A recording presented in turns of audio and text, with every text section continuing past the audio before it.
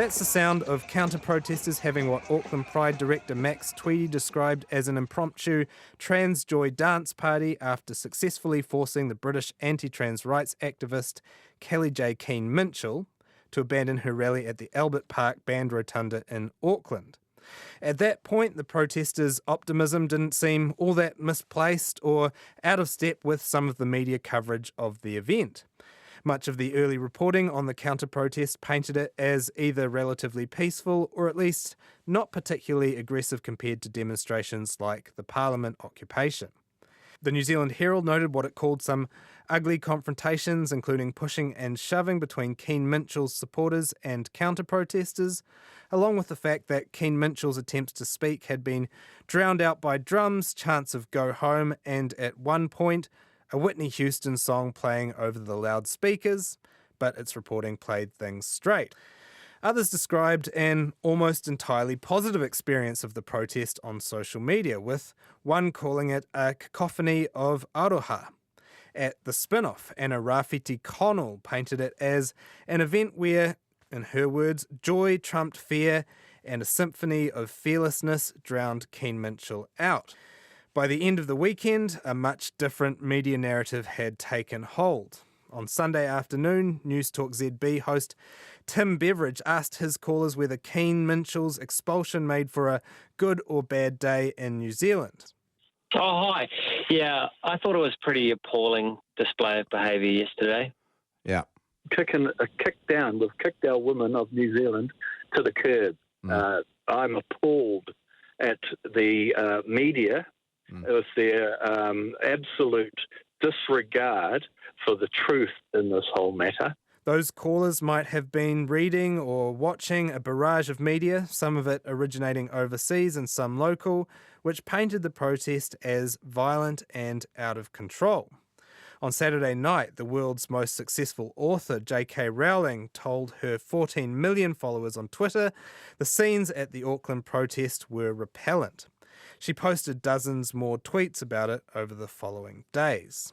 At interest.co.nz, commentator Chris Trotter described counter-protesters as screaming abuse, hurling projectiles and lashing out at Keen-Minshull, who he called a terrified ragdoll with eyes dulled by the effects of shock as she was heaved past a crush of fury and hate.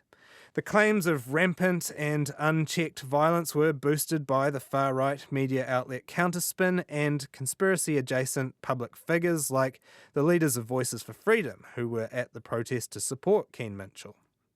On The Platform, Sean Plunkett introduced his Monday morning segment on the event like this. You can ring and say what you think, and no one will punch you in the face or push you to the ground or screech at you while the police stand by and do nothing. We are free and open. Plunkett went on to say he wanted to hear from one particular type of caller more than others. Female callers, that's adult, white, female, women. Women callers will get priority this morning because they got no priority or protection from our society in Albert Park. It's unclear whether that was a slip of the tongue, a bit of irony referencing Marama Davidson's well-publicised comments about violence from white men, or if men and women with other skin tones were really shunted down the caller queue. At Today FM, Rachel Smalley lamented the counter-protest for silencing women. Of course, the counter-protest did include plenty of women. It's unclear whether they count in Smalley's eyes. Meanwhile, in Britain, Keen-Minshull supporters called for boycotts of New Zealand products and gathered outside the New Zealand High Commission in London to sing protest songs. We stand together, side by side, we'll not give up this fight. Some of the incidents of violence these commentators cited were genuine. Keen-Minshull indisputably had tomato juice poured on her by a trans rights advocate. The juice pourer is reportedly now wanted by police for assault. At the more serious end of the scale, one video shows an elderly woman being punched in the face after an altercation with what appears to be a counter-protester. Other evidence cited for the protest violence was more questionable. A video of a man being shoved by a drag queen went viral among trans rights opponents, but it was shorn of context. The full video shows the man grabbing a warden trying to keep protesters in line by the neck. The shove came after that as the drag queen tried to push him away from the scene of the attack. Another photo shows a close-up of Keen-Minshull's face with some hands around her neck and an object being held by a protester close to her throat. Rowling and others implied she was in danger. In fact, the hands belonged to one of her security guards and the object close to her neck was a phone. I asked Isaac Davison and Katie Harris, who covered the event for the New Zealand Herald, whether the narrative developing around the rally in some media outlets and on social media matched up with their on-the-ground assessment. Kia ora, Isaac and Katie, and welcome to Mediawatch. Thank you for having us. Cheers. First of all, how would you describe your experience of the protest last Saturday? We were sort of in different parts of the protest. Like Isaac was right at the boiling centre of it when Posy Parkers took the stage, but I was sort of more around the back and in the centre with the counter-protest for much of it. And if I had to describe it with one word, I would say passionate, because there were obviously very strong emotions on either side. But from where I was, it was a lot more relaxed and quite, I would say, uplifting. Like there was music and stuff, but that changed once Posy Parker arrived. It's weird looking at the videos now because I can see where Isaac was and see friction, but where I was and the people that I was vox popping, I would say it was a very mild protest compared to some other protests that I've covered in the past. And so you were in the thick of it, where all of the action and all of the controversy took place. What was that like, Isaac? It was tense. There was this unusual situation where Posy Parker's supporters were within a fence around the rotunda initially, so they were kind of separated, and the counter-protesters were behind a fence behind them. Just when Posy Parker came in, she was escorted in by security, people pushed through that. The counter-protesters trickled through that fence, and then I think some fences got pushed over. So they all came in together and were surrounding the rotunda, and because of it, because it's a circle, they literally surrounded it. It's not like a stage where they're all on just one side. So at that point, I went right up to the front to see what was happening, and Posy Parker got on stage and was immediately hit by a protester with this, tomato juice, which there's videos of now. It was at that point that you saw this look on her face that this probably wasn't going to go maybe as she imagined it. And so when I was looking back on the crowd then, there was certainly some tension and just a little bit of pushing and shoving. And I saw one of the supporters of Posy Parker had a metal bar in their hand, and that was part of the fencing that had been pushed over. And I just thought it could get a bit ugly. It was quite soon after that Posy Parker realised, by now it was like a cauldron of noise, of sirens and whistling and, go home, Posy, go home, chanting. And so she was sort of removed by security. There was sort of some scuffles around that, and it was quite a crush, really mainly because there was just such a big crowd at that point, and then police came in, and that is where a lot of the videos that you've seen online, where it's just this short period where she was taken out and then escorted away by police. But I remember thinking at the time how that tension in the air, it never really became violent in my eyes, yeah. There were incidents of violence that have been isolated in the videos. You've been covering a lot of protests in 15 years in journalism. Your assessment, how does this one rank in terms of its menace or its violence?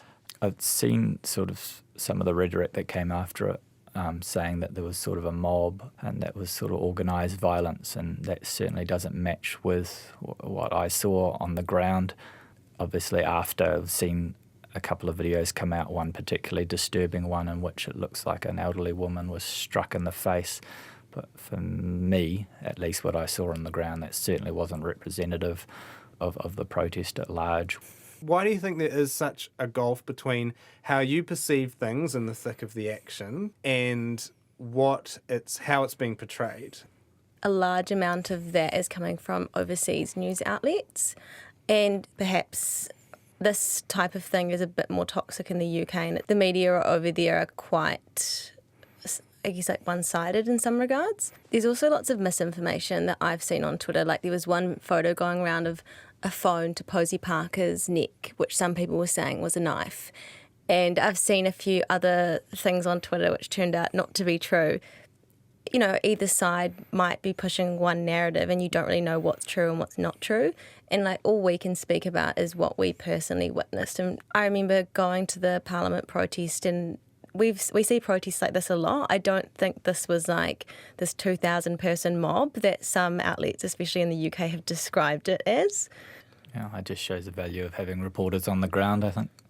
To something like that, and when you see the videos afterwards, other people's coverage, you agonise over, oh, did we get this right? You know, were we fair about it? But I think when you're on the ground and you're just reporting it straight and as what you see, there's probably the greatest value in that, and I think I stand by, and I still feel our reporting on the day was accurate and fair.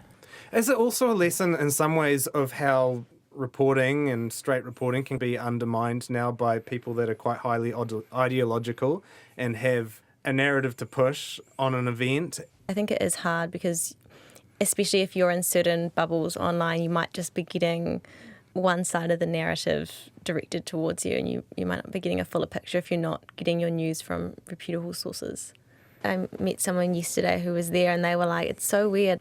I had such a relaxed experience, and then I saw all these videos afterwards, and there was like a bit of like pushing and shoving, and like everyone's saying that it was violent, but that doesn't reflect my experience. And like Isaac said, I think it just shows the value of having well-resourced newsrooms with journalists on the ground to actually report what they see, instead of relying on snapshots of a very small part of a much larger event. Has it been frustrating? What has it been like seeing a gap grow between the mainstream narrative on what took place and what you actually saw on the ground? It's been quite surreal, actually. Yeah. Watching it grow. I guess that whole tense moment of that protest lasted only about 10 or 15 minutes, and as each day goes on, it seems like, especially once it went international, that it sort of took on a life of its own and got further and further removed from what the protest was like.